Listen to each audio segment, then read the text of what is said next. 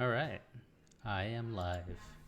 Hey guys, going to get set up here, and we'll start on chapter 3, common programming concepts. So, I'm fairly familiar with this, so I'll probably try to go as quickly as possible through this part. I might stop a little bit in the control flow just because it's a little bit different than what I'm used to, the match and the loops. So let's just blaze through it, see how quickly we can do chapter 3. This chapter covers concepts that appear in almost every programming language and how they work in Rust. Many programming languages have much in common at their core. None of the concepts presented in this chapter are unique to Rust, but we'll discuss them in the context of Rust and explain the conventions around using these concepts. Specifically, you'll learn about variables, basic types, functions, comments, and control flow. These foundations will be in every Rust program, and learning them early will give you a strong core. Rust language has a set of keywords that are reserved for use by the language only. Much as in other languages, keep in mind that you cannot use these words as names of variables or functions. Most of the keywords have special meanings, and you'll be using them to do various tasks in the Rust programs. A few have no current functionality associated with them, but have been reserved for functionality that might be added to Rust in the future. You can find a list of them in the keywords Appendix A. So we'll look through Appendix A at the end of this chapter. Okay. Variables and mutability. As mentioned in the storing values with variables section, by default, variables are mutable. This is one of many nudges Rust gives you to write your code in a way that takes advantage of the safety and easy concurrency that Rust offers. By default, variables are immutable. Yep. Okay. However, you still have the option to make the variables mutable. Let's explore how and why Rust encourages you to favor immutability and why some times you might want to opt out. When a variable is immutable, once a variable is bound to a name, you cannot change the value. To illustrate this, let's generate a new project called variables in your projects directory by using cargo new variable. I'm not going to do that because I'm pretty familiar with these concepts, but I don't mind going over them just because, it's I'm reading this whole book and I might as well. And it's fairly short. When a variable is immutable, so then in your new variable directory, open the main rs file and replace its code with the following code. This code won't compile just yet. We'll first examine the immutability error. So let's see if we can find the immutability error. So function main let x equal 5, print the value of x is blah x. So you print out 5 here, and then you try to set x to 6, but since x is immutable, so I believe here you have to do the and mut to make this mutable. So you can change it to 6 and then put it here. I think it's let and mut x is how I would fix this. Okay, so here's I have the code from yesterday, so let's just see what we did for that real quick. So yeah, it's not, so when you call it, you have to do mut, and then when you utilize it, you also have to do and mut. So let mut(x) equals 5, and then here you have to do and mut x equals 6.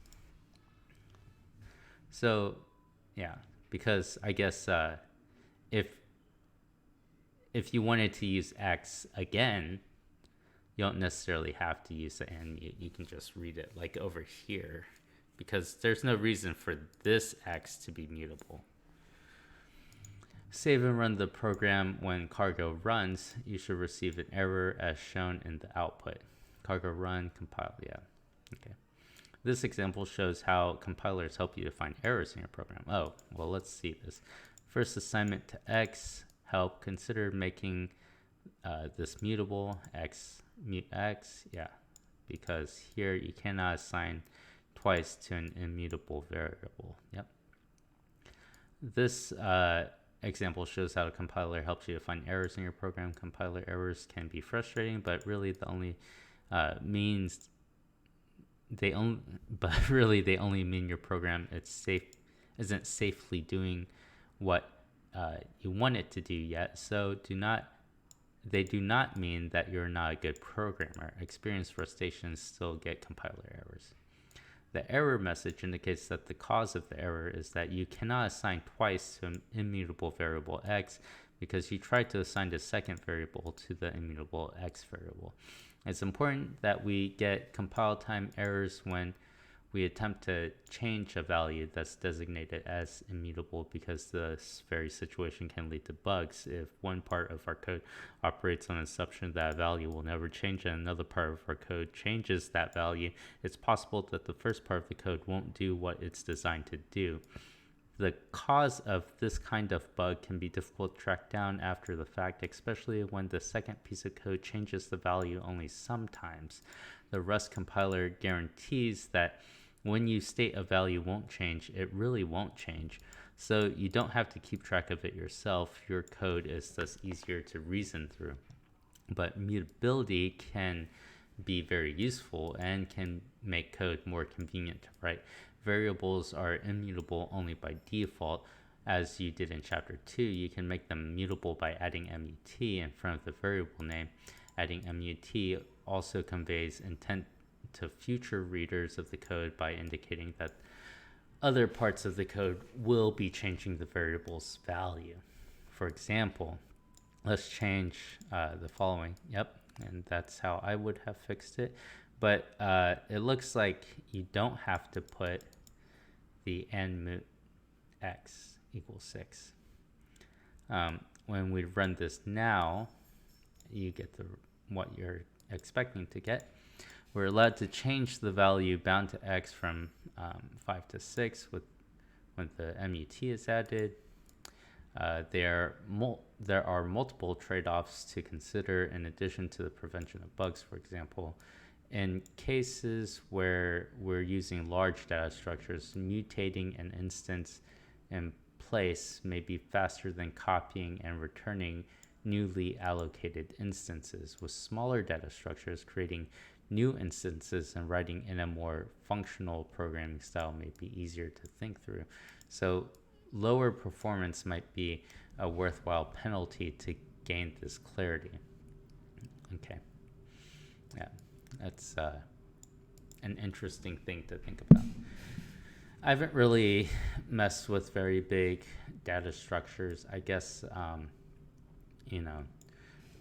stuff in pandas, like in Python, I've done a little bit of that. So, but, that always feels like you're making a copy of arrays rather than editing the source.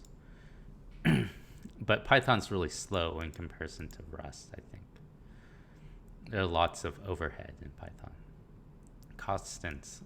Like immutable variables, constants are values that are bound to a name and are not allowed to change, but there are a few differences between constants and variables. First, you aren't allowed to use mut with constants. Constants aren't just immutable by default, they are always immutable. You declare a constant using const keywords instead of let keyword, and the type of value must be annotated. We're about to cover types and type annotation in the next section, data types, so don't worry about that detail right now. Just know that you must always annotate the type. Constants can be declared in any scope, including the global scope, which makes them useful for values that many parts of the code need to know about. The last difference is that constants may be set up only to a constant expression, not the result of a value that could only be computed at runtime. Here's an example of a constant declaration. So 3 hours and seconds. Yep. The constant name is 3 hours and seconds. The value is set to the result of multiplying 60 by 3. The number of hours in which we want to count in this program. Rust naming convention for constants is to use uppercase and underscores between the words. Compiler is able to evaluate a limited set of operations at compile time, which lets us choose to write out this value in a way that's easier to understand and verify rather than setting the constant to a value 1800. See the Rust reference section on constant evaluation for more information on what operation can be used when declaring constants. So, wait. The compiler is able to evaluate a limited set of operations at compile time, which lets us choose to write our... I mean, these two sentences seem to be contradictory to me, because if you're able to evaluate only a limited set of operations, why would I assume that because of that limited set, you're able to write it in a way that's easier to verify and understand?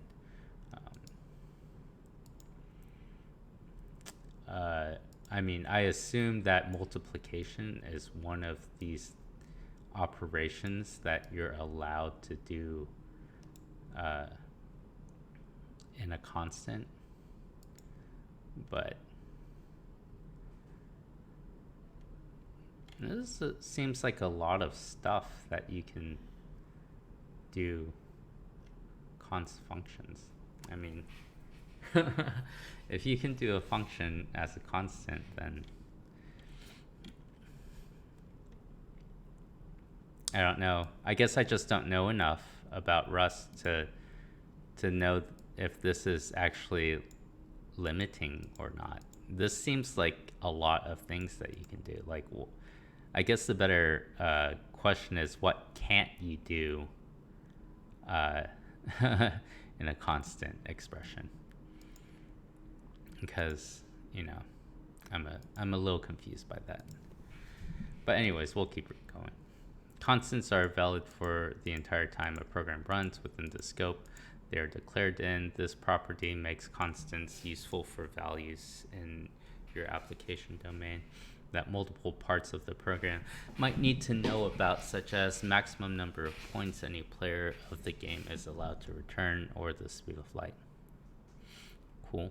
Naming hard-coded values used throughout your program as constants is useful to convey the meaning that the value of the future maintainer of the code. It also helps to have only one place in your code you would need to change a few hard-coded values needed to be updated in the future.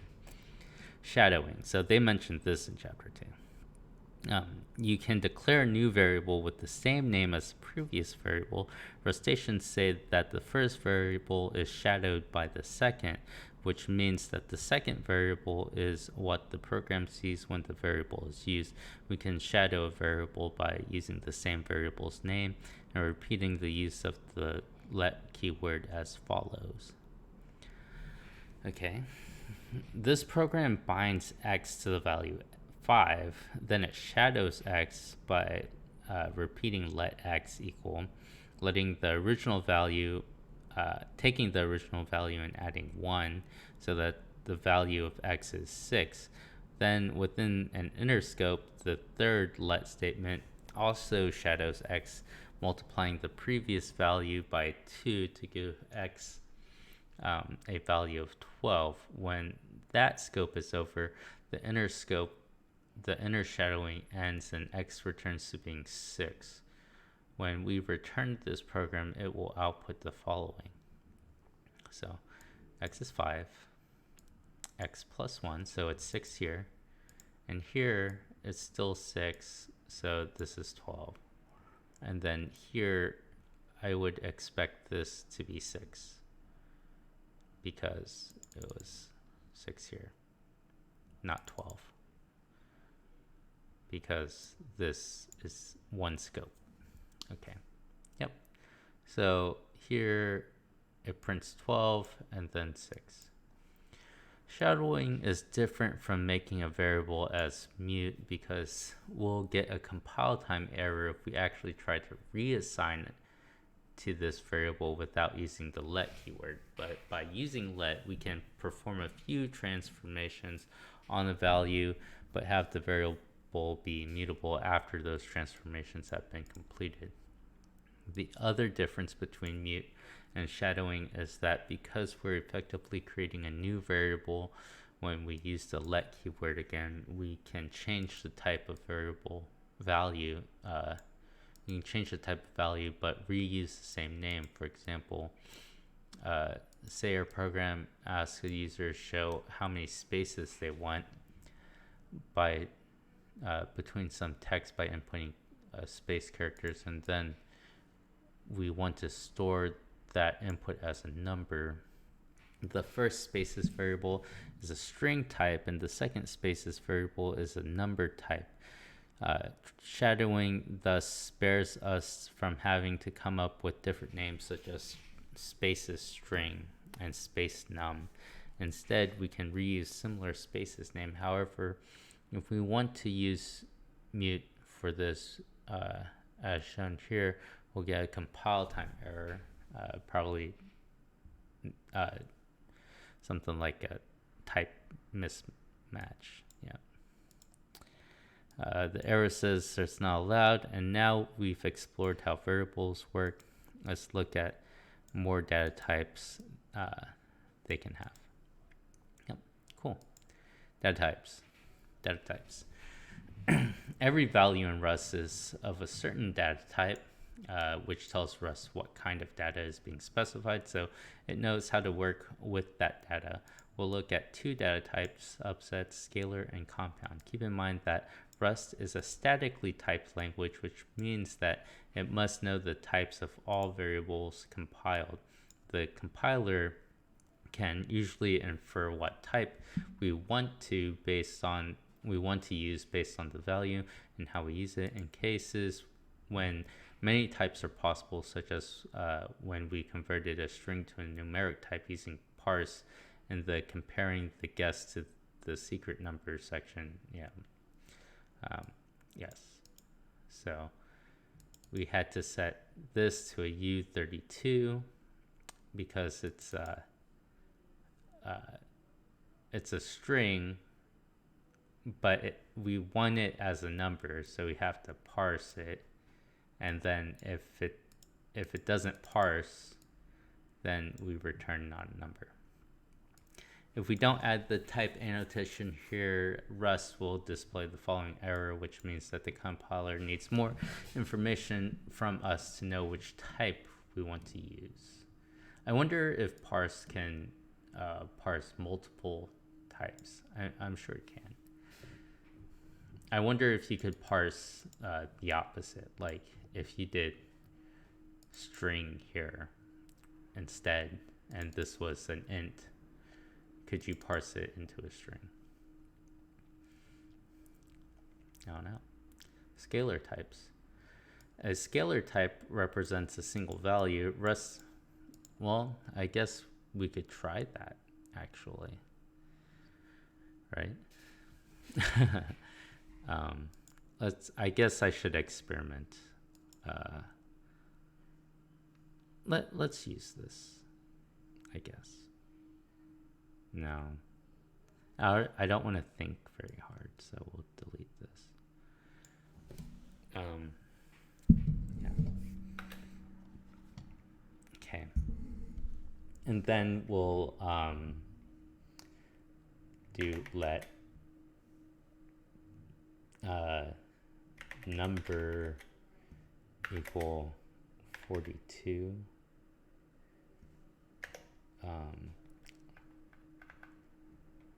Let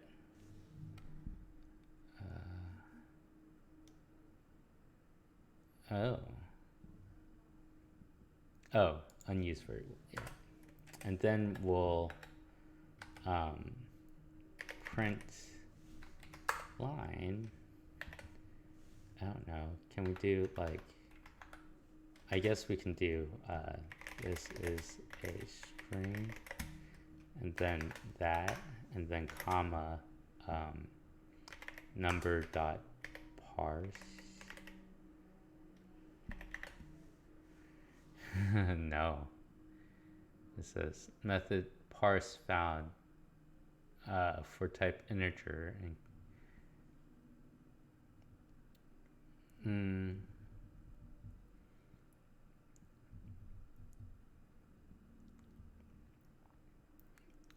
so I guess it has to be a string, I guess. Like if I did that,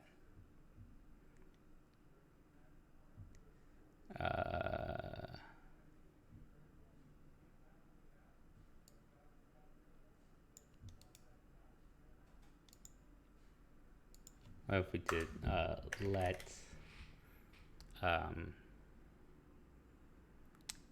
well, I guess this is string words. Word is word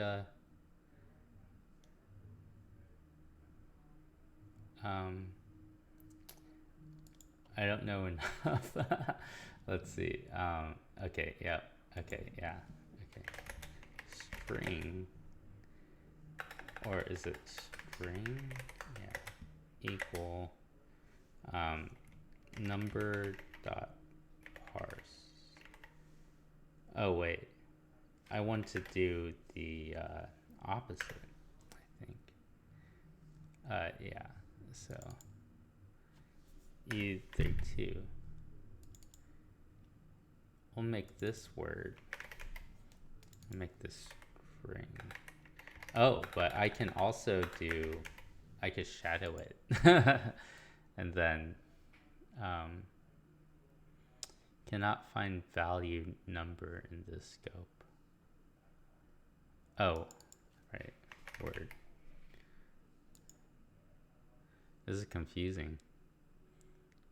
And string. Oh, do I have to make this mutable?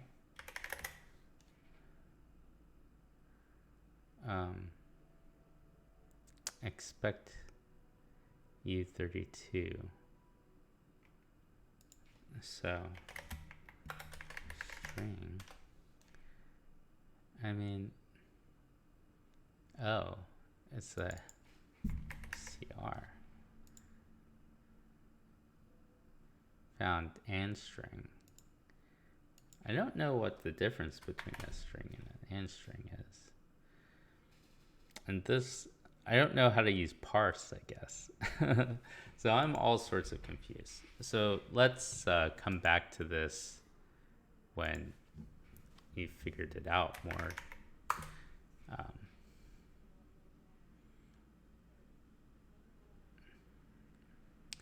Yeah. Oh, wait. I have to do like an except, right?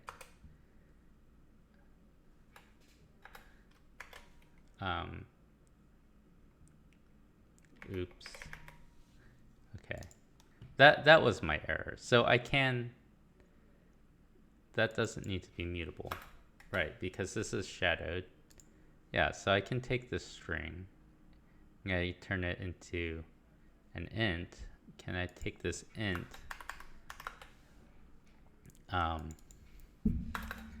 U32 and turn it into a and string? No, I can't. Method parse found the type U32 in current scope. So this is only for strings. Okay, that makes sense. Okay, so we did our little experiment. It was fun. Probably could have Googled this faster, but whatever. A scalar type represents a single value. Rust has four primary scalar types: integer, float, point, numbers, booleans, and characters, you may recognize these from other programming languages. Let's jump into how they work in Rust.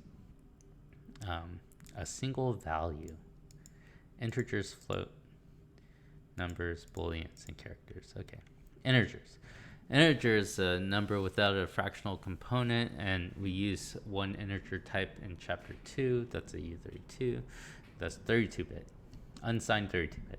This type declaration indicates that the value is associated should be an unsigned integer. Signed integers start with an I instead of a U. This takes up 32 bits of space. Table 31 shows the built-in integer types in Rust. We can use any of these variants to declare a type of an integer. So 98 and 916, 32, 64, 128, and then arch. What is arch? I size, U size. That must be huge, right? Something. Each variant can be either signed or unsigned and has an explicit size. Signed and unsigned refers to whether it's possible for the number to be negative. In other words, whether a number needs to have a sign with it, signed, or whether it will only ever be positive and therefore be represented with a signed. Without a sign, unsigned. It's like writing numbers on paper. When the sign matters, a number is shown with a plus or a minus sign. However, when it's safe to assume that the number is positive, it's shown with no sign. Signed numbers are stored with two complements representation. Oh, two complements. It's been a minute since I've heard that phrase. Two complements, a mathematical operation on binary numbers, and is an example of a radix complement. It is used in computer science as a method of signed number representation, unsigned, two's complement value. Okay. Yes. Okay. Yeah.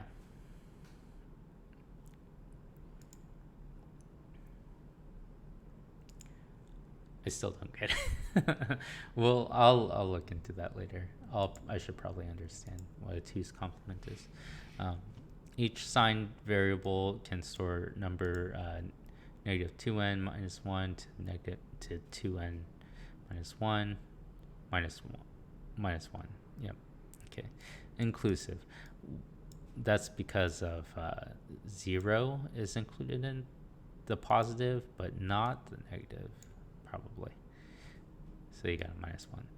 Inclusive, where n is the number of bits that variant uses. So an I8 can store numbers from negative 7 to blah, which equals negative 128 to 27.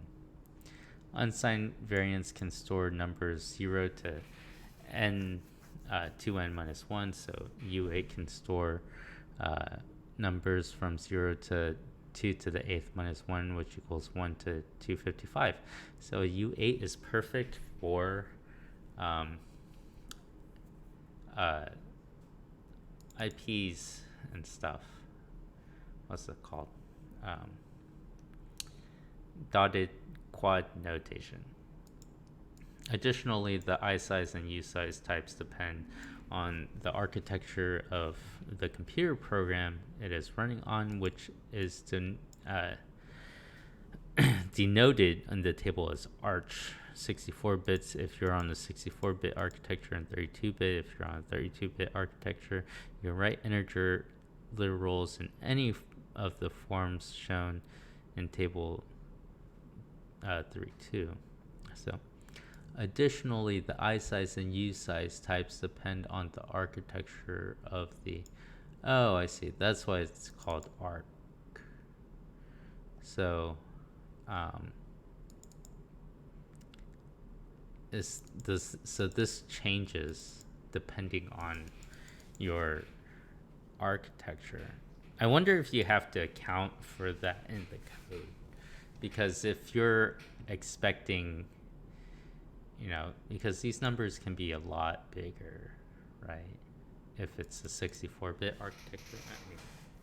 So, I don't know. That seems kind of weird that you can do that. I just assumed that you would write one version of code that's 32-bit and another version of code that's 64-bit instead of...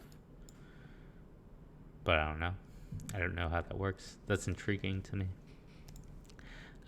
You can write integer literals in any form shown in table 3.2.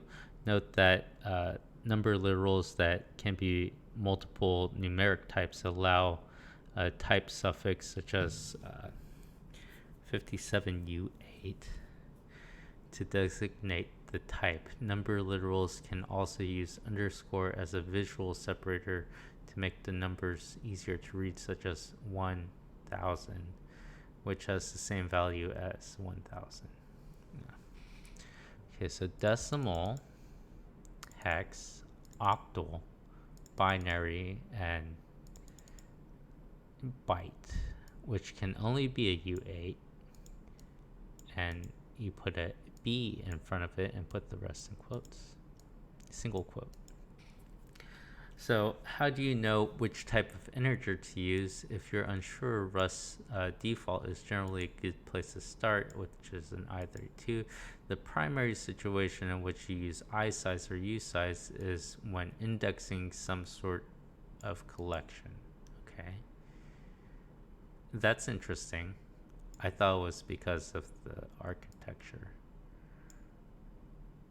Or you could have dynamic architectures. I didn't realize there was a specific situation in which you would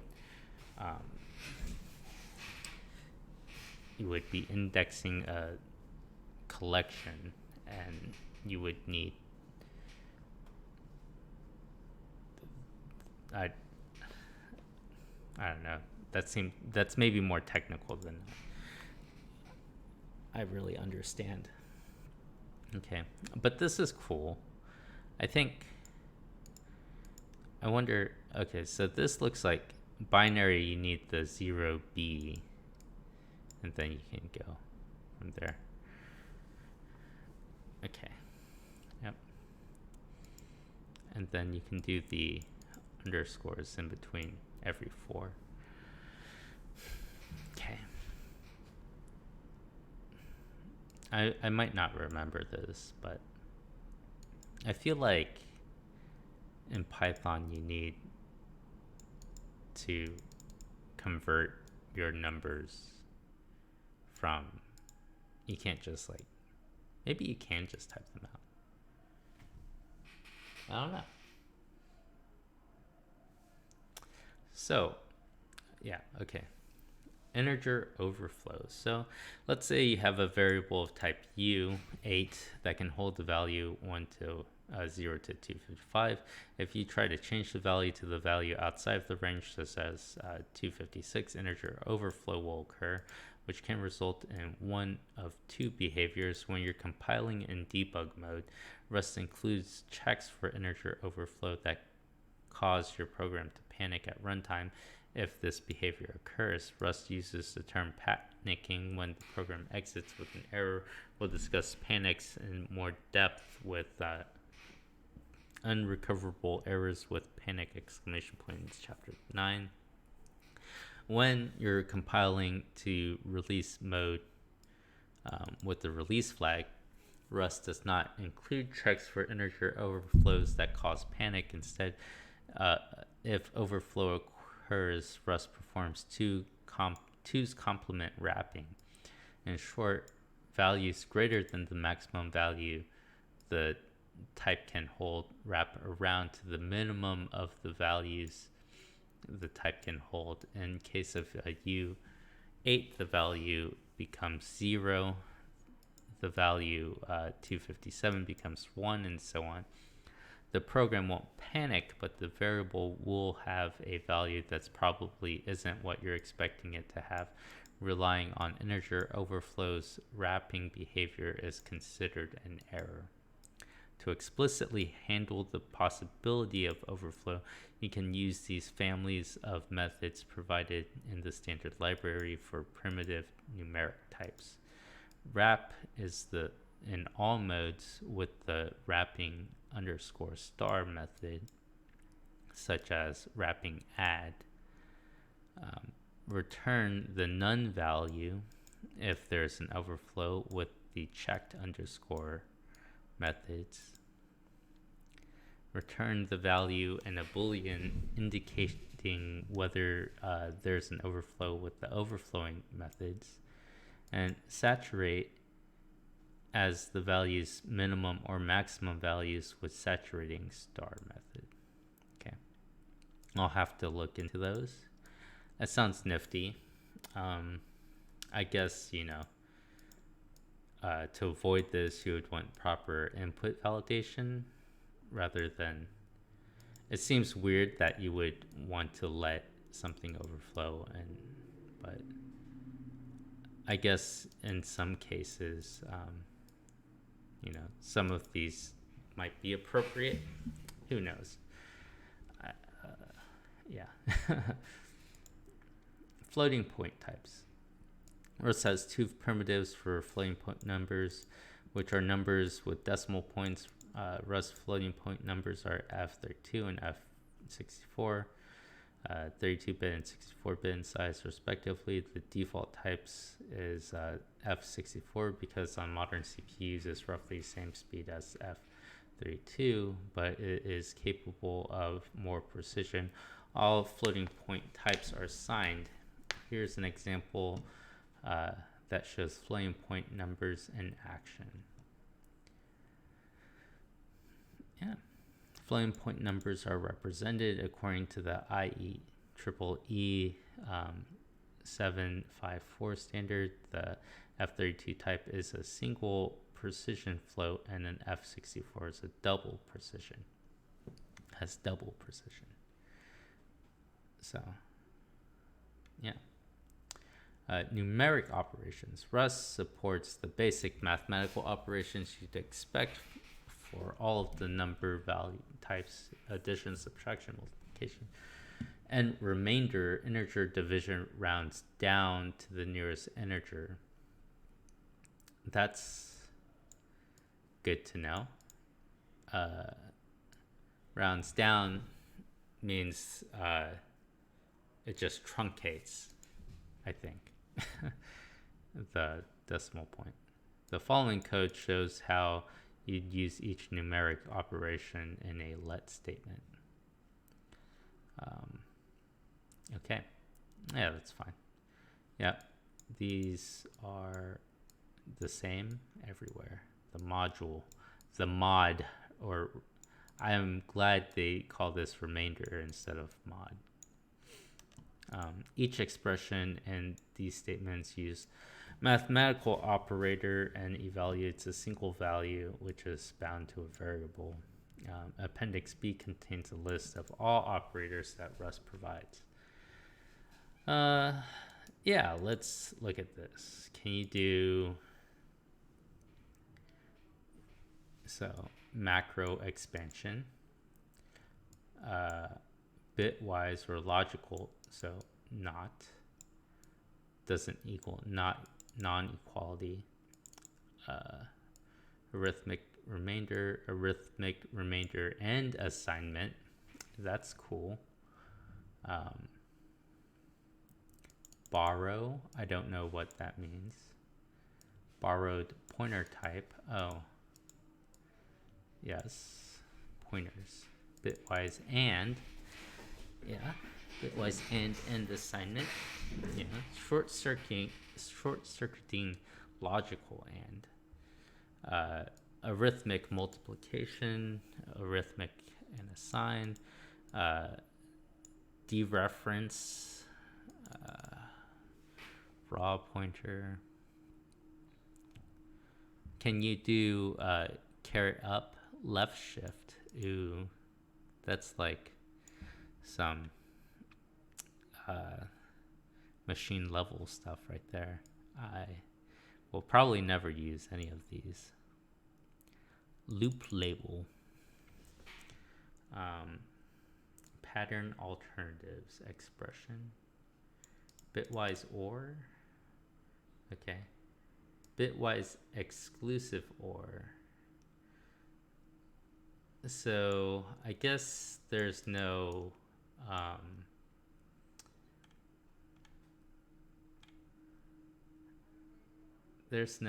exponent symbol, because I would expect it to be. So this is OR. I guess that makes sense.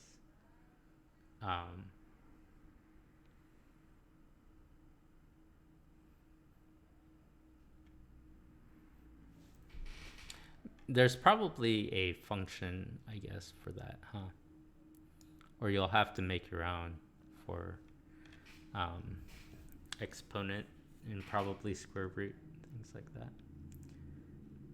Okay. I don't know these other things, so just close this, close that. Back to the data types. Let's see, Boolean types. As in most other programming languages, a Boolean type in Rust has two possible values. True and false Booleans are 1 byte in size. The Boolean type in Rust is specified using bool. Yes, bool is false. True or false? Let f bool equal false. Yep. We'll cover if expressions and control flow. Ooh. So there's also if statements in addition to match statements. Character types. So Rust character types in this language is the most primitive alphabetic type. Here's an example of declaring a character type. Note that we specify char literals with a single quote as opposed to string literals which use a double quote. Rust char variables are 4 bytes in size and represent a Unicode scalar value, which means it could represent a lot more than just ASCII. Accented letters, Chinese, Japanese, Korean characters, emojis, and 0 with space are all valid character values in Rust. Unicode scalar values range from U plus quad 0 to U plus D7FF and UE 3 zeros to U plus 10FFFF inclusive. However, a character isn't really a concept in Unicode, so your human intuition for what a character is may not match up with what a character is in Rust. We'll discuss this topic in detail in storing UTF-8 encoded text with string. This always gets me in Python, the UTF-8 encoding, and quite frankly, I am more used to ASCII characters, and so when you have to convert to UTF-8, it's always kind of a pain, but maybe I can learn to get used to that. Compound types can group multiple types into one type. Rust has 2 primitive compound types, tuples and arrays. Okay, tuples, everything's a list. Probably not here. Tuple is a general way of grouping together a number of values with a variety of types into one compound type. Tuples have a fixed length. Once declared, they cannot grow or shrink in size. We can create a tuple by writing a comma separated list of values inside parentheses. Each position in the tuple has a type, and the type of the different values in the tuple don't have to be the same. We'll have optional type annotation in this example. So, nice. The variable tup binds to the entire tuple because a tuple is considered a single compound element. To get the individual values out of a tuple, you can use pattern matching to destructure a tuple value like this. So let xyz equal tup, print the value y. Cool. Okay, And this is really interesting. No brackets, no nothing, just dot index, huh? Um, this program first creates a tuple and binds it to the variable tup. It then uses the pattern with let to take tup and turn it into 3 separate values. Yep. It's called destructuring because it breaks the single tup into 3 parts. Finally, the program prints the value of y, which is 64 or 6.4. We can also access. And this is interesting because he didn't declare the type. It just assumed the type of each one, which, U32, F32, and U32. Okay. We can access the tup directly by using period followed by the index of the value that we want to access. Yeah. The program creates the tuple x and then makes new variables for each element by using their respective indexes. As with most programming language, the first index in a tuple is 0. Tuples with any value, without any values, is a special type that has only one value, also written parentheses. The type is called the unit type and the value is called the unit value. Expressions implicitly return the value if they don't return any other values. So does that mean that you can have a let tup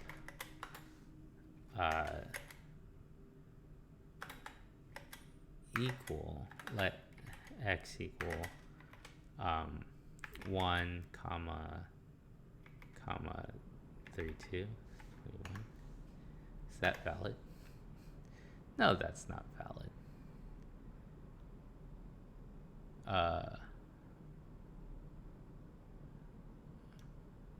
Wait. What? This tup. Oh, come on. Okay. What if I did this?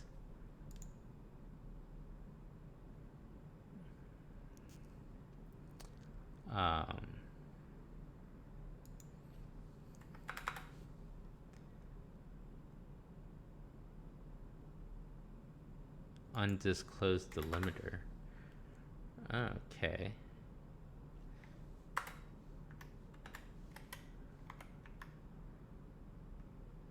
Oh, you know what? I deleted that. Okay, so tup x.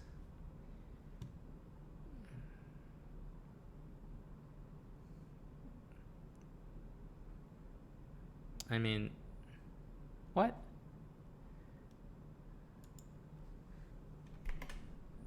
Is this not going to assume that it's I32? Oh, it really doesn't like my tup, huh? Let's just copy this then.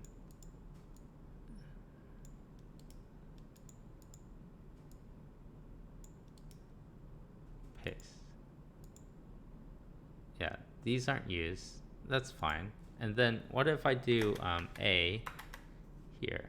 Oh, it won't let me do that because this is. And what if I do this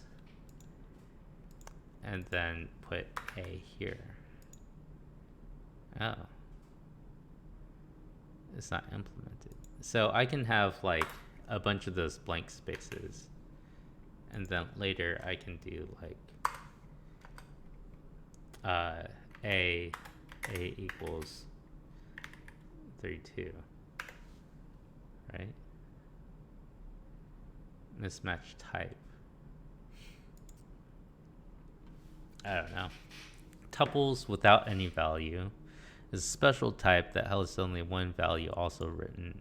The type is called a unit value and the value is called unit value. Expressions implicitly return the unit value if they don't return any other value. Okay. I don't know where you would use this then.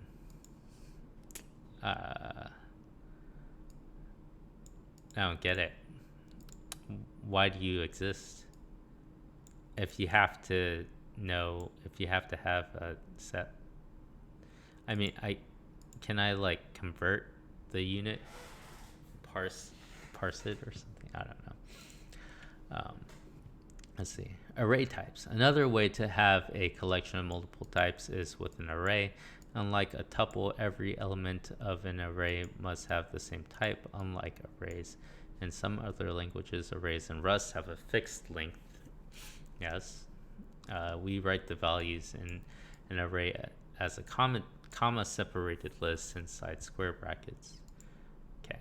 Yep. Arrays are useful.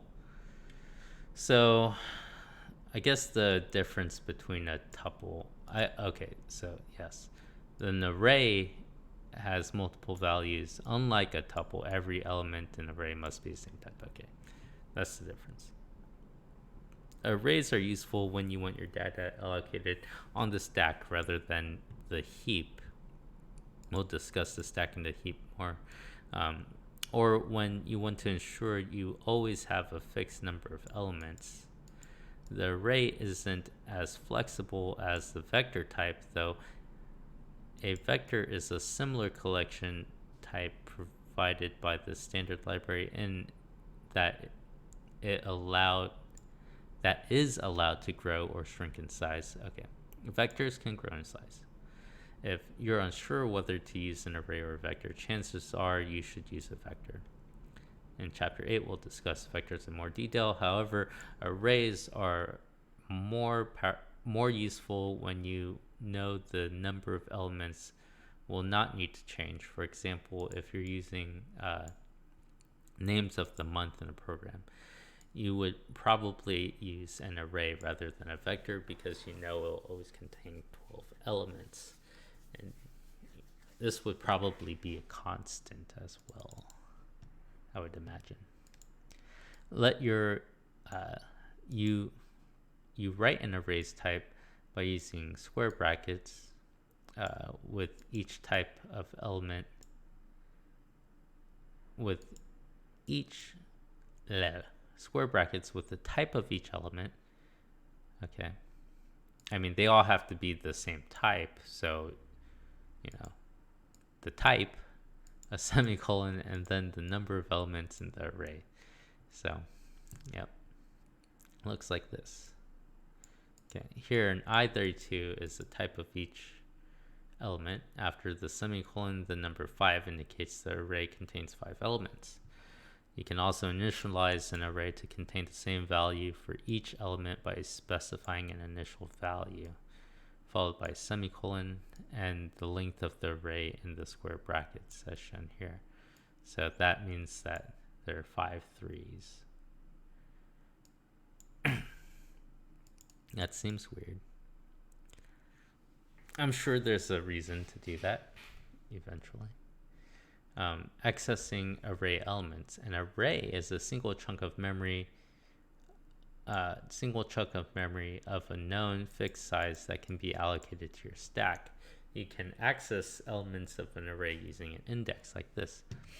Okay, so tuple, you can use the dot with no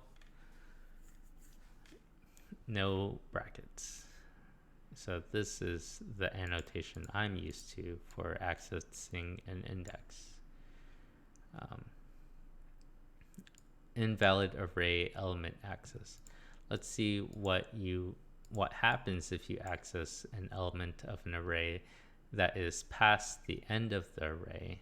Say you run this code similar to the guessing game in Chapter 2 to get an array index from the user. Yeah. So this is the index. The code compiles successfully if you're running the code in cargo run and enter 0, 1, 2, 3, or 4. The program will print out the corresponding value at the index in the array. If you instead enter a number past the end of the array, such as 10, you'll see this output. Thread main panic, index out of bounds. The length of is 5, but the index is 10. Yep, run with backtrace. This program results in a runtime error at the point of using an invalid index value of the indexing operation. The program exited with an error message that didn't execute the final print line statement. When you attempt to access the element using indexing, Rust will check that the index you specified is less than the array length. If the index is greater than or equal to the length, Rust will panic. This check has to happen at runtime, especially in this case, because the compiler can't possibly know what value a user will enter when they run the code later. In this example, this is an example of Rust memory save principle in action. In many low-level languages, this kind of check is not done, and when you provide an incorrect index, invalid memory can be accessed. Rust protects you against this kind of error by immediately exiting instead of allowing the memory access and continuing. Chapter 9 discusses Rust error handling. Interesting. Okay. 1 second. Gotta use the restroom.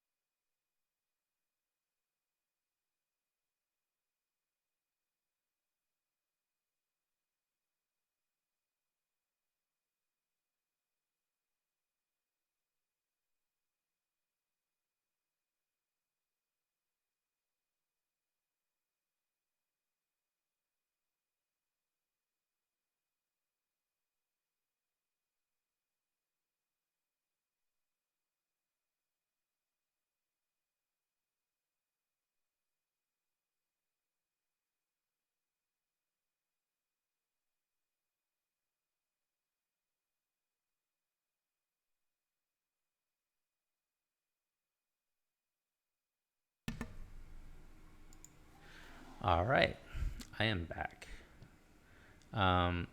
Functions. Functions are prevalent in Rust code. You've already seen one of the most important functions in the language, the main function, which is the entry point of many programs.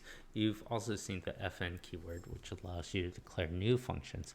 Rust code uses snake case as a conventional style for functions and variable names in which all letters are lowercase and underscores separate the words. Here's the program that contains an example function definition.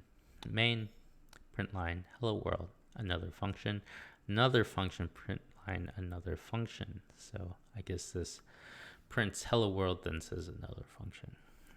We define a function in Rust by entering fn following a function name, and we set the parentheses and curly brackets tell the compiler where the function body begins and ends.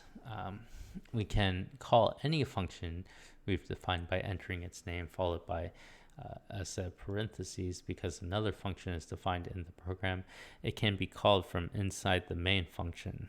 Note that we defined another function after main function in the source code. We could have defined it before as well. Rust doesn't care where you define your functions, only that they're defined somewhere because it's compiled. Let's start a new binary project named functions.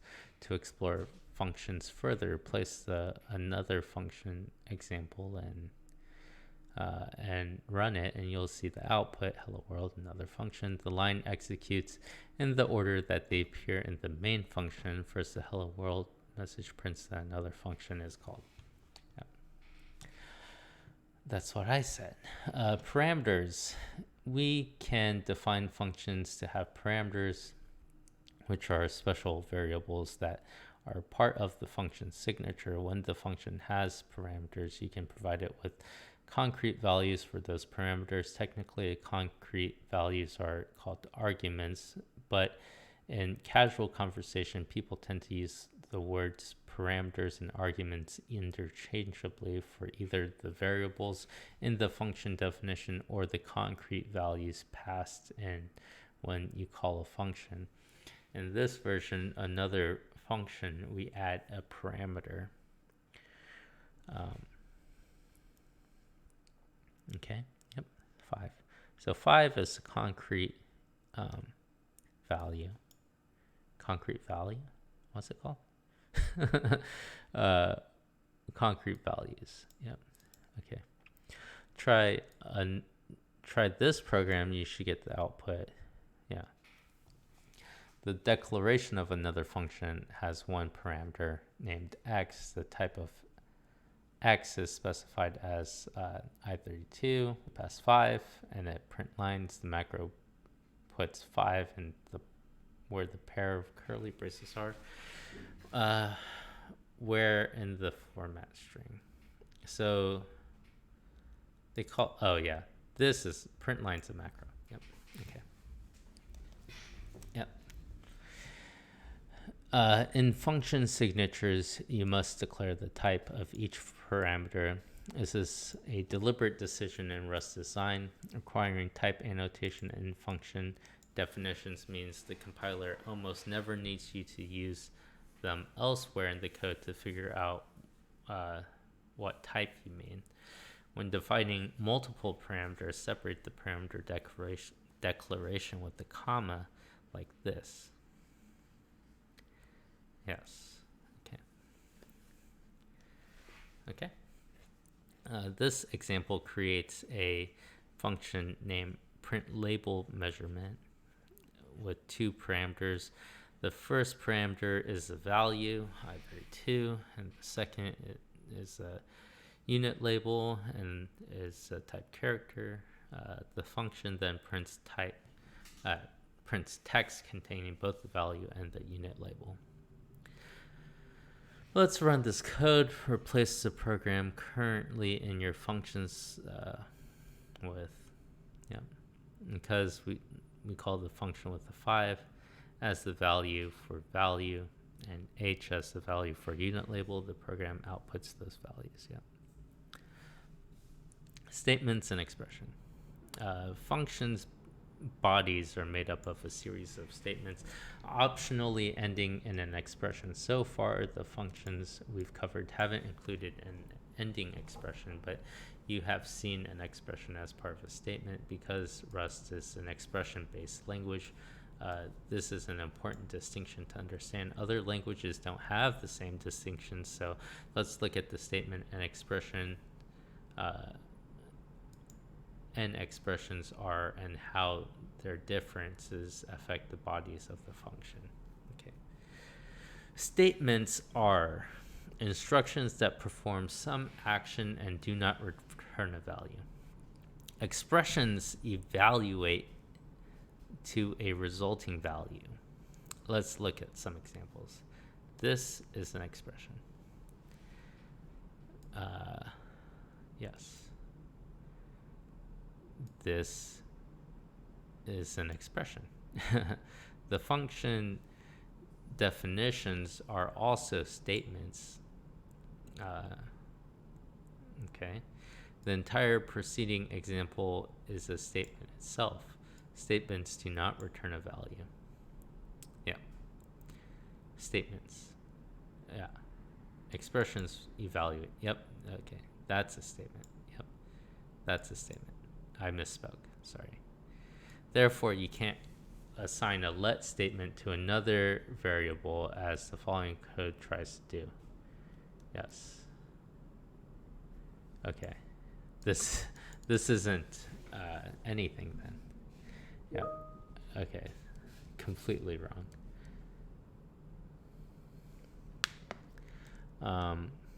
No, variable declaration using let in the statement. Yeah. No, see issue. You can write matches instead of let pattern equals expression.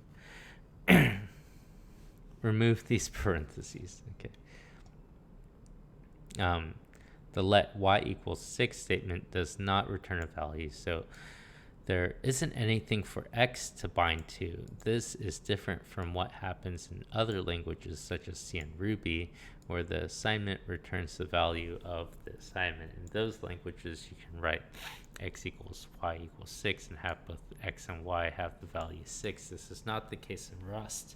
Expressions evaluate to a value and make up most of the rest of the code that you'll write in Rust. Consider the math operation 5 plus 6. When the expression that evaluates to the value of 11, expressions can be a part of the statement. In listing 3.1, the 6 in the statement, let y equals 6, is an expression that evaluates to the value 6, or a statement, right? Okay, this is, calling a function is an expression. Calling a macro is an expression. A new scope block created with curly brackets is an expression. So this is an expression. Let y equal. Okay. Yeah. Okay. The value of y is 4. This expression is a block that in this case evaluates to 4. The value gets bound to y as part of the let statement. Note that x plus 1 line doesn't have a semicolon at the end. Unlike most of the lines you've seen so far, expressions do not include ending semicolons. If you add a semicolon to the end of an expression, you turn it into a statement and it will not return a value. But keep this in mind as you explore function return values and expressions next. That's interesting. What if I no. What if I do this?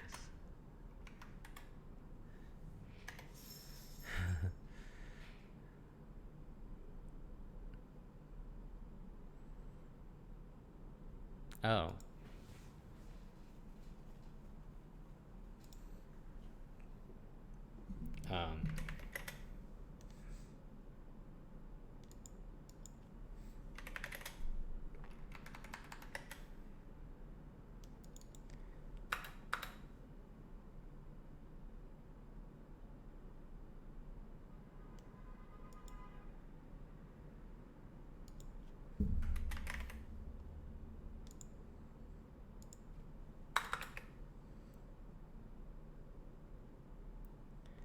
I don't know.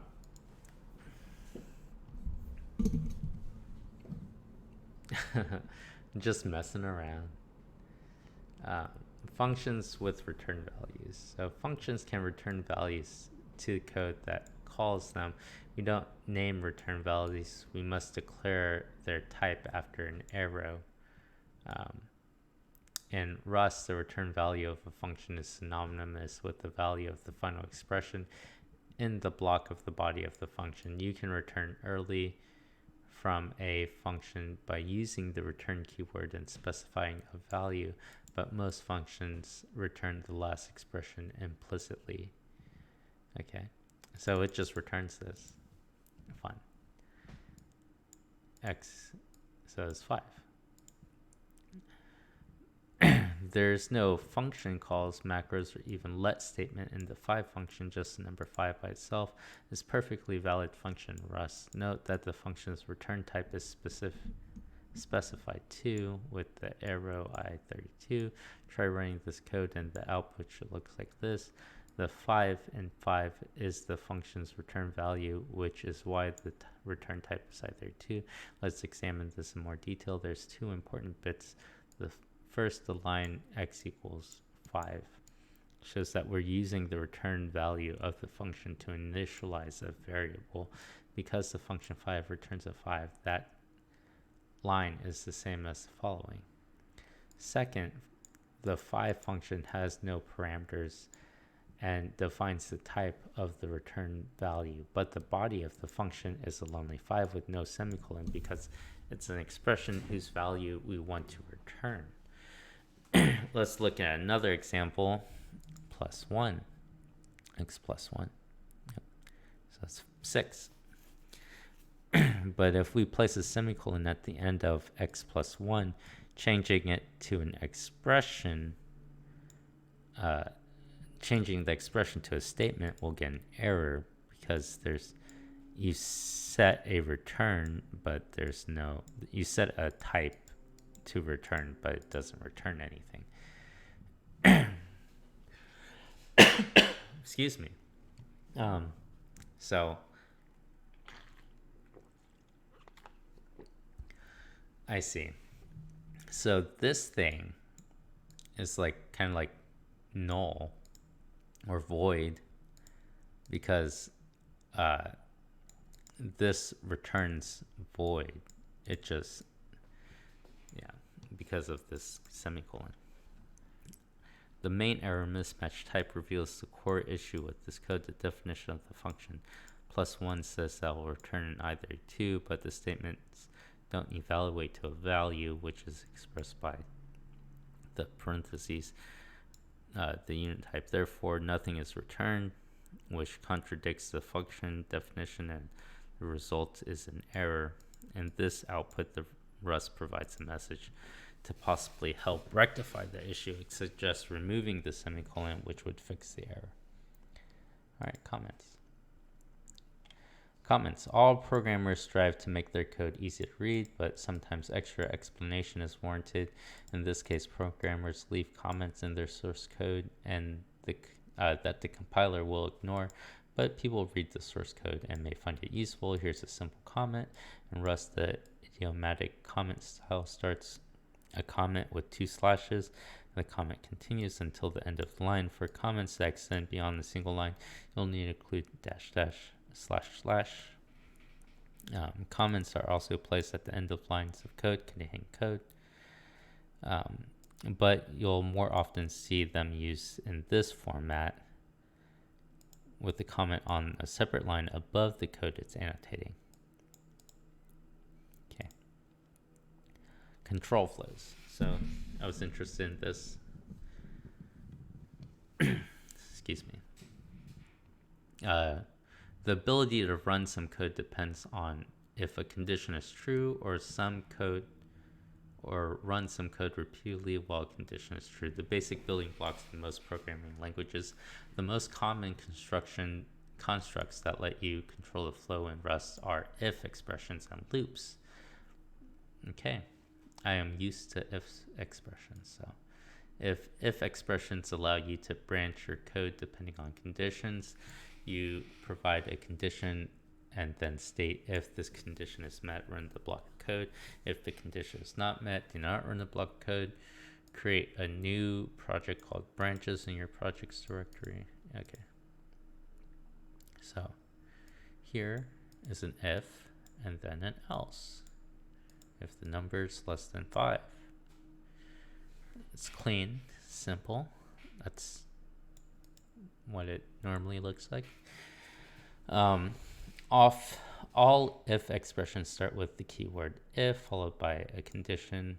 In this case, the condition checks whether or not the variable number has the value less than 5.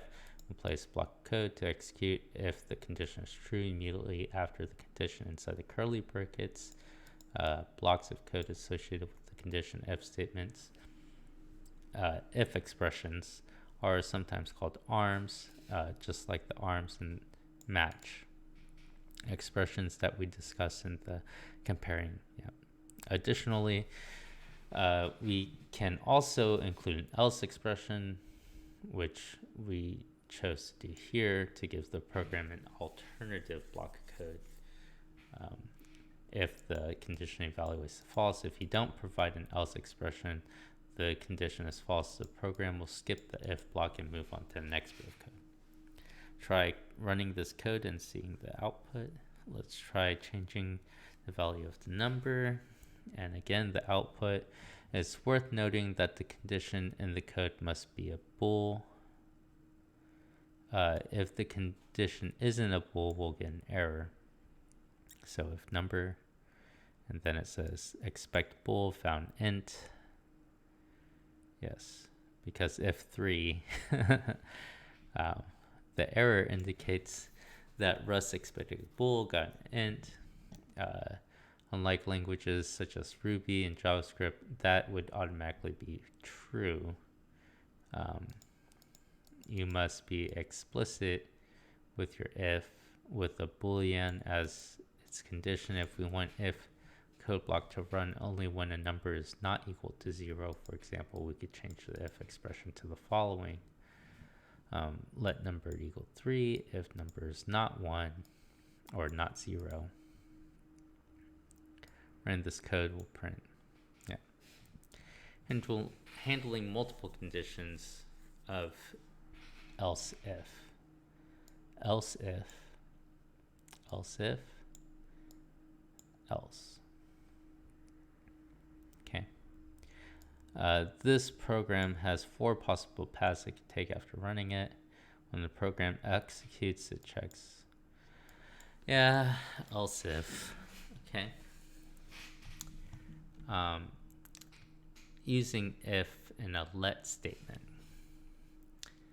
It's basically the same thing as doing ifs, except it's just one long code block. Well, I guess it's 1, 2, yeah. The difference between this and just putting another if statement is maybe just cleanliness. But anyways, using if in a let statement. Because if is an expression, we can use it on the right side of a let statement.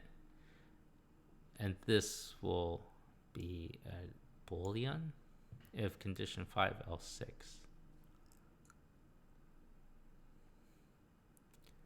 Oh, okay. If condition is true,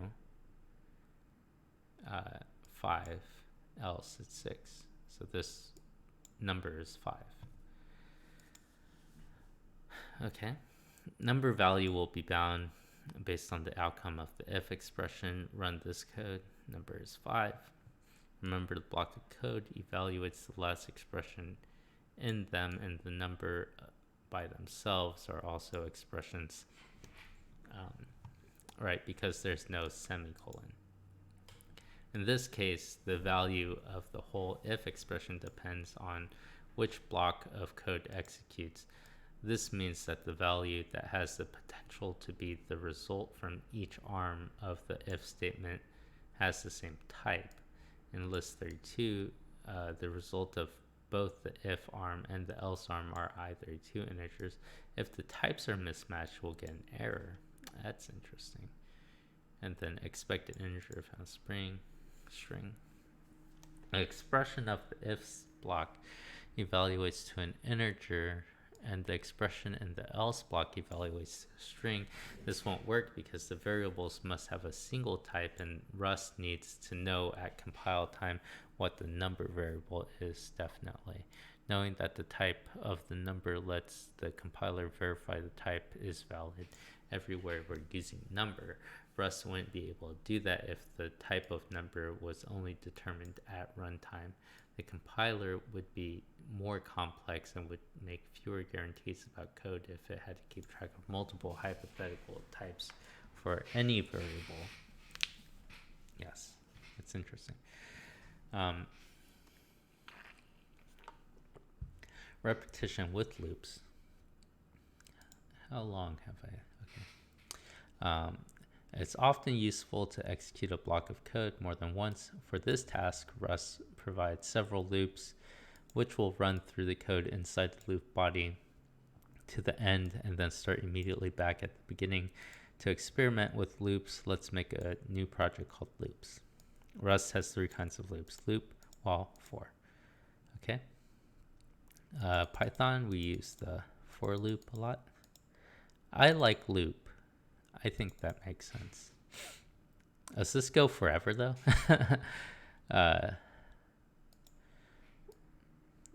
When we run this, we'll see again printed over continuously until we stop the program manually. Most terminals support the keyboard shortcut Control-C to interrupt.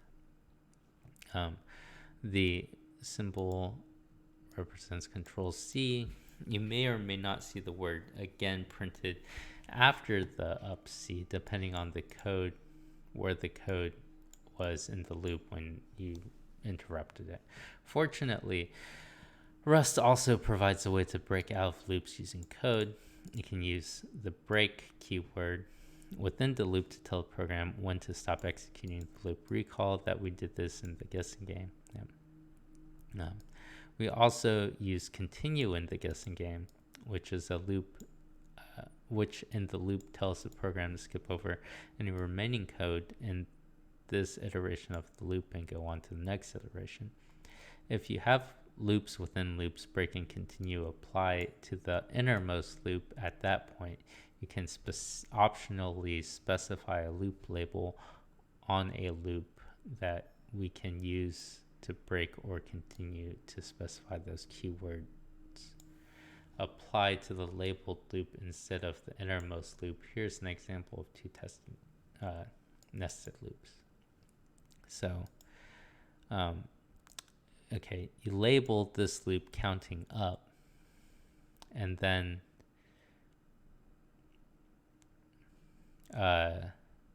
you can break. If the count is 2, break counting up. That's this loop, the outermost loop. But does this one continue?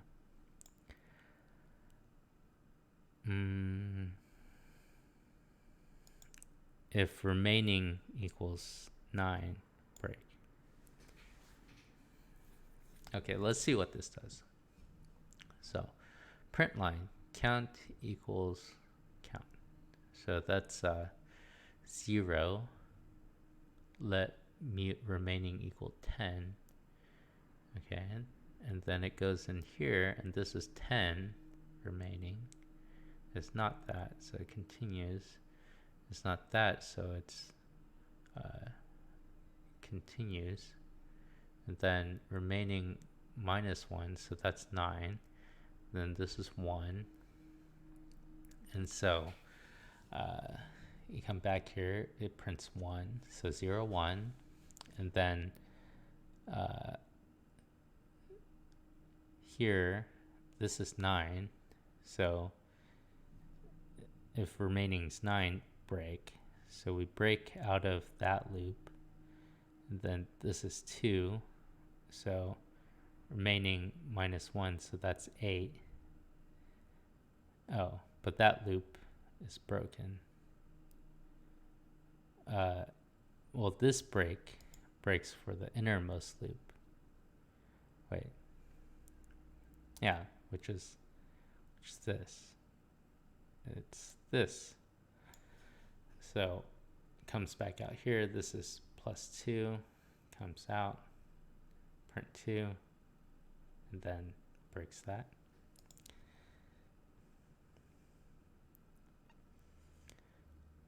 So the outer loop is labeled counting up, which will count from 0 to 2. The inner loop without a label counts from 10 to 9. The first break that doesn't specify a label will exit the inner loop only. The break counting up statement will exit the outer loop. The code prints. Yeah.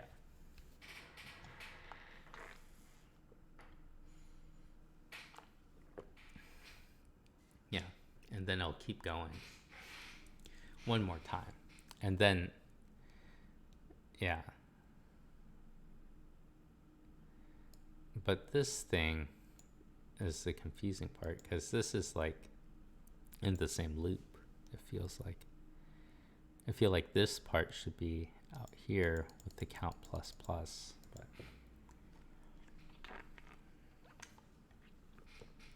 I don't know. Almost done with this. So after this, I'm going to take a break, and then I'll come back and do chapter 4 later this afternoon.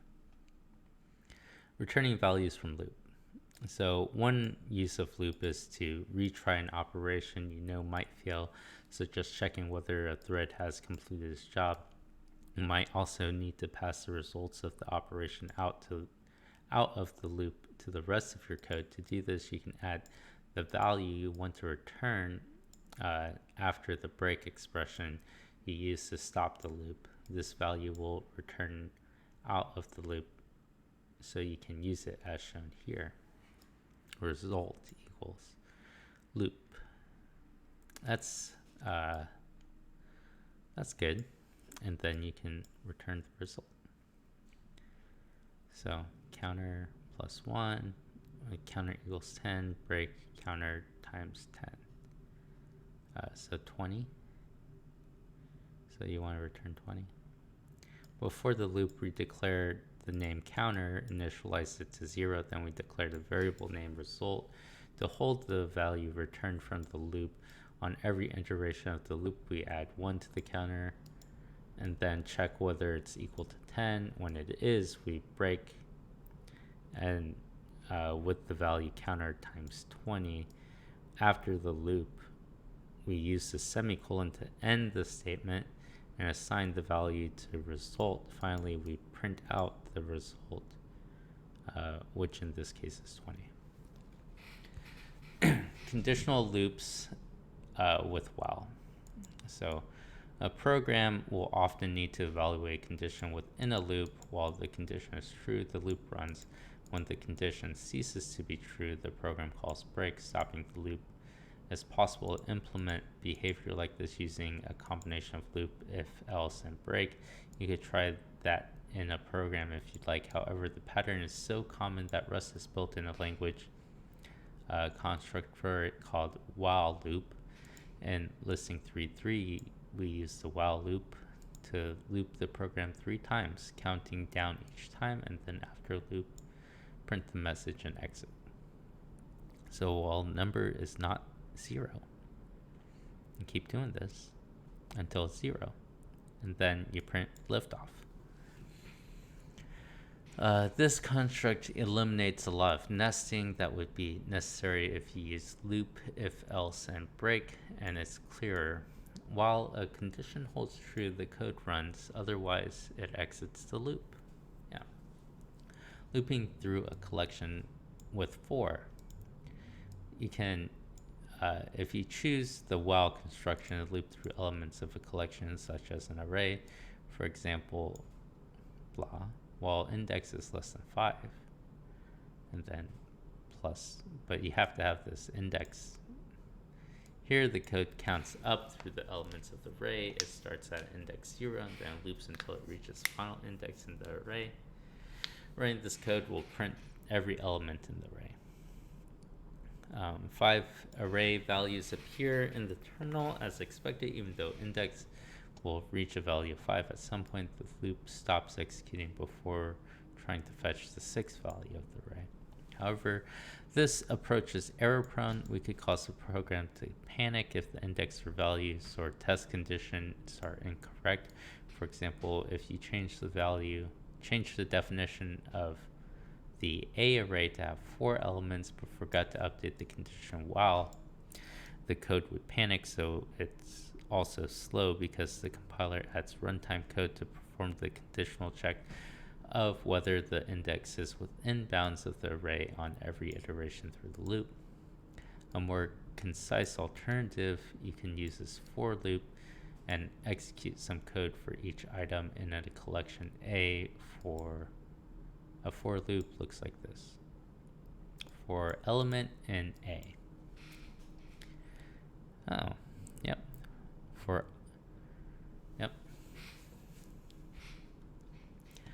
When we run this code, we'll see the same output as in listing 3.4. More importantly, we've now increased the safety of the code and eliminated the chances of bugs that might result from going beyond the end of the array or not going far enough and missing some items. Using a for loop, you wouldn't need to remember to change any other code if you change the number of the values in the array as you would with the method used in listing 3.4, which would be the while loop. The safety and conciseness of for loops make them the most commonly used loop construction in Rust, even in situations in which you want to run some code a certain number of times, as in a countdown. example with the while loop. Most workstations use a for loop. The way to do this would be to use the range provided by the standard library, which generates all the numbers in sequence starting from 1 and ending in another number.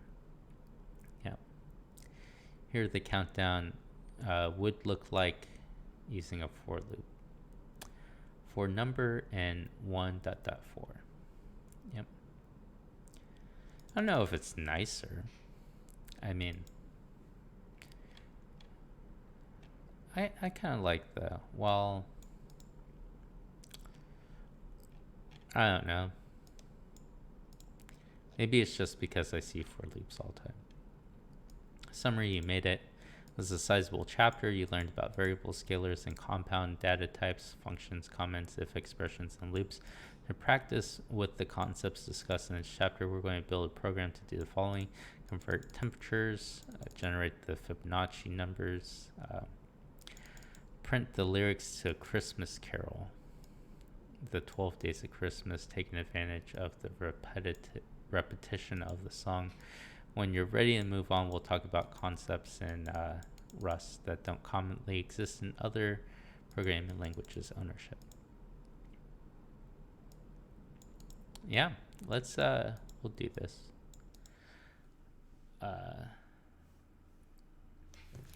Sure. Let's see. Convert temperatures between Fahrenheit and Celsius. So, I feel like I've done this before, but you know, I guess that's just multiplication. So let's take a input. I already forgot the function to do that. The guessing game. So that was pretty much towards the end. It was read line. Okay. Yeah. So here we'll print line. Let's see. What's the weather? Or what's the F or C? Question mark. And then here we will IO STDN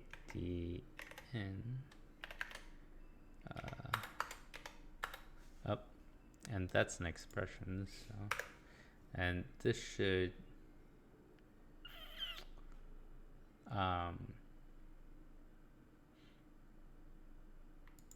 I guess I should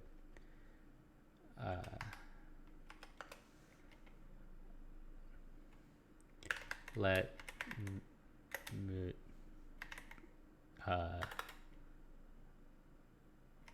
F or C equal string new. Yes. And then here I should be using 4 spaces, but read line and F or C expect I don't know, failed to read line. Okay, so here if F or C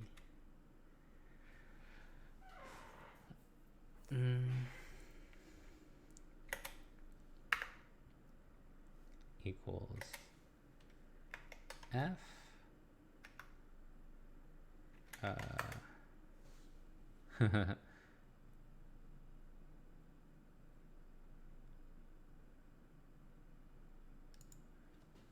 equals F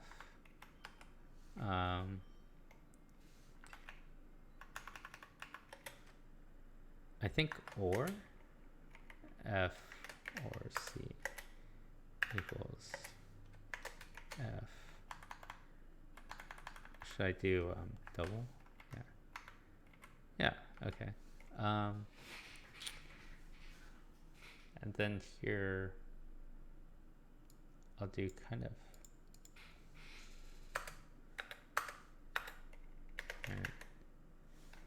line. What's the temp? And then you gotta read that stdin read line and I guess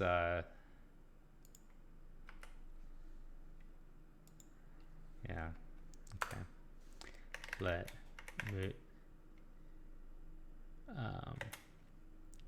temp equals string.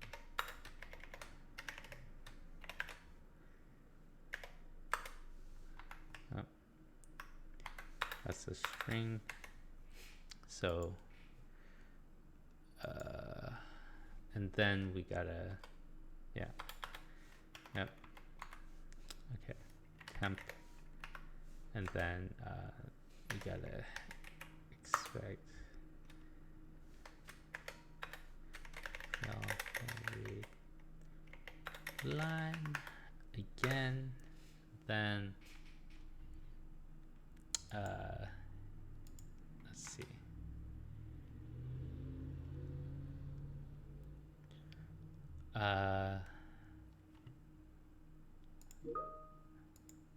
Let's see.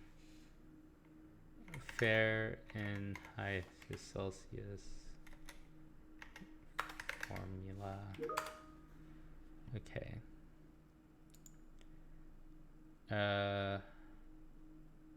What's the formula?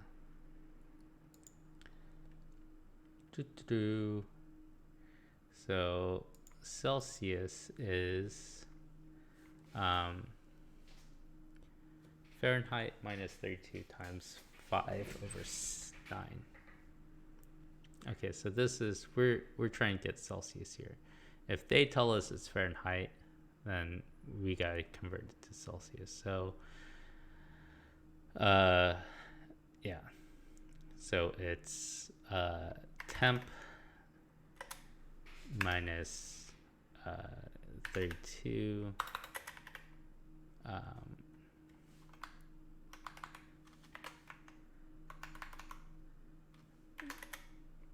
times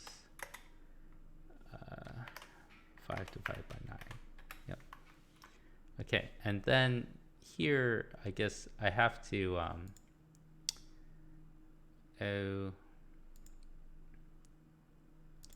have to look at this again because I already forgot how to convert.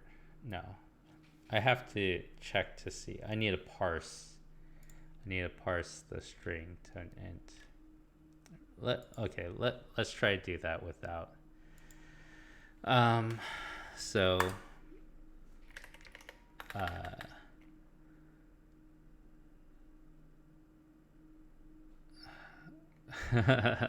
I'm so lost. Oh, right. So here we can temp U32. Well, it can be negative, so 32 equals temp dot parse dot accept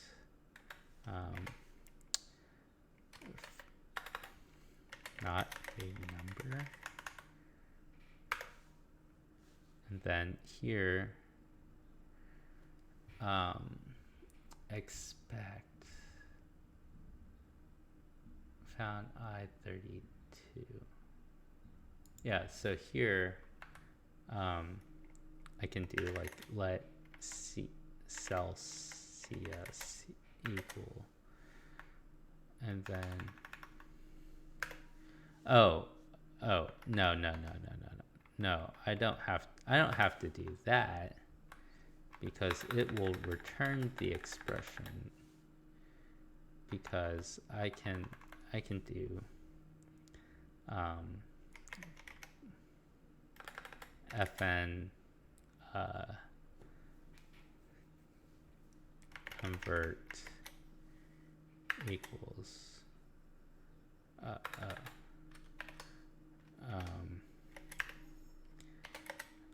I32 brackets,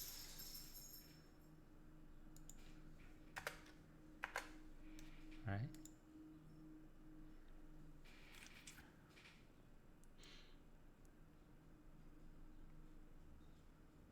Can't capture dynamic environment in a function item.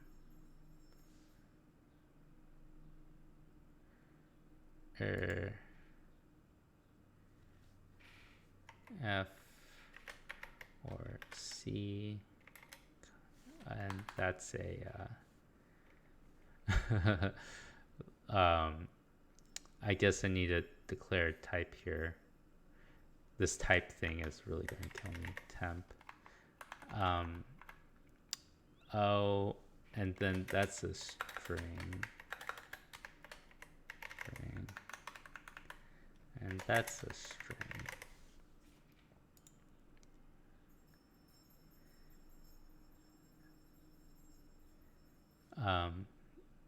Maybe missing an else clause. Yes. Here.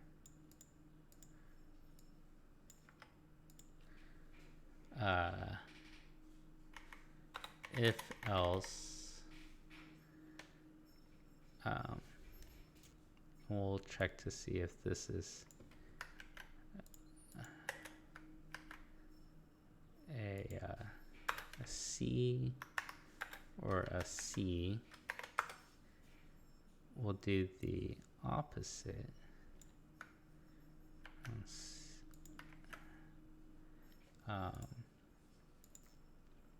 Here, temp times, yes, temp times,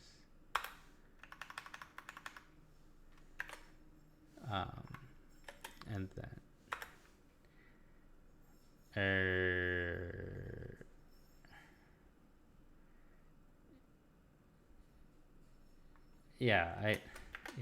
I mean, it's gonna do that first. Yep. Okay. I mean, I guess you might as well do this, just to be safe. I'm paranoid. I don't know.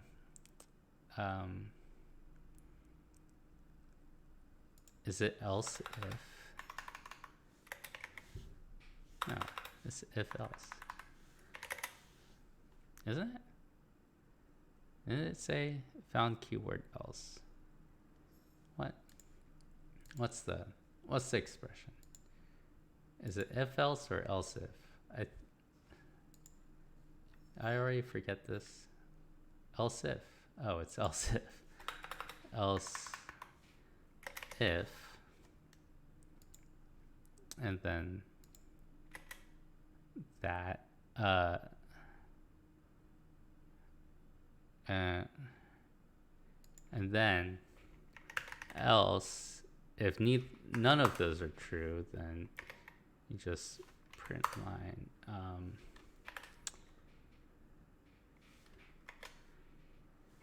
please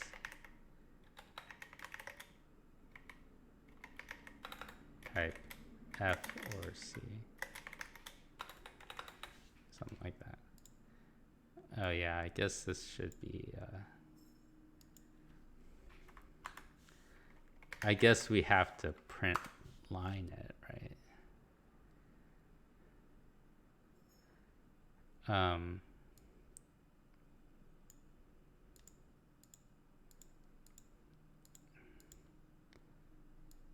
Okay, yep. So we'll just do, let's see. Celsius C converted equals. That's so many parentheses. I'm so confused. And then that, and then let fine.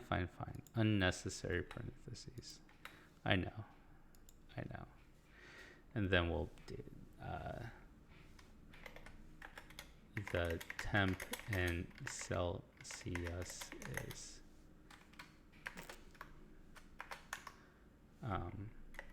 C converting.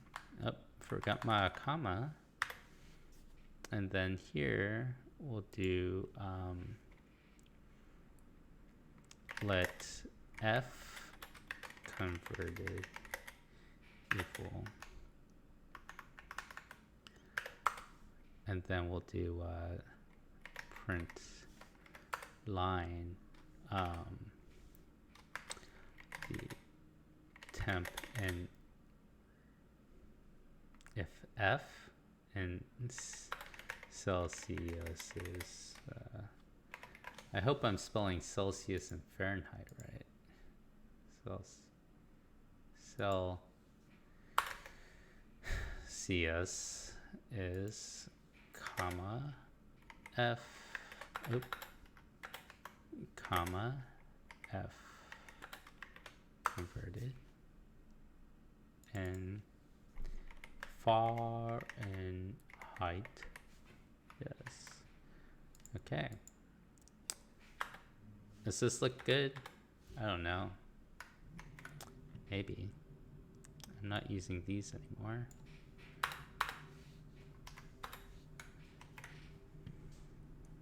Does this look fine? What's that? Okay. What's this? Why are you red? I don't know. Let's compile it. Cargo run. Ooh, it doesn't like that. Expected found. Yes. Oh, right. Because I don't have to return that anymore. Because I'm just printing line now. Never use convert. That's right, I don't use convert.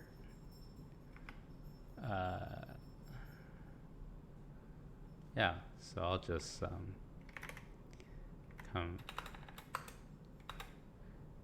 convert, and then I'll put the F or C and the temp here. Yeah. In fact, I guess I could put this outside. Whatever. I mean, we'll just run it. Let's see if this works. F or C? F. What temp? It is 32. Please type F or C.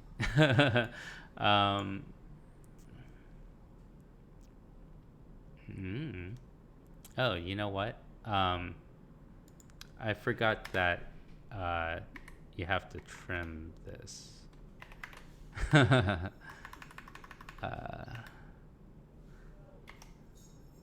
Trim. This is the least efficient Fahrenheit conversion I've seen ever. I don't know. I'm such a bad coder. Let's give it a try again. F. What's the temp? 32. Error. Not a number. Parse in error. I forgot. I have to trim this. Dot trim. Dot parse. Dot trim. Dot parse. Let's run it again. F 32. This is 0 Celsius. Is that right? Yeah, I guess it is. Well, let's try Celsius. What temp? 14 or 0. It's 32. All right. Well, I did that. That was bad. This is horrible. Okay. Sorry, guys, for the bad code. What else does this want me to do? It said that I should probably do like a Fibonacci number, or print the lyrics to the Christmas Carol.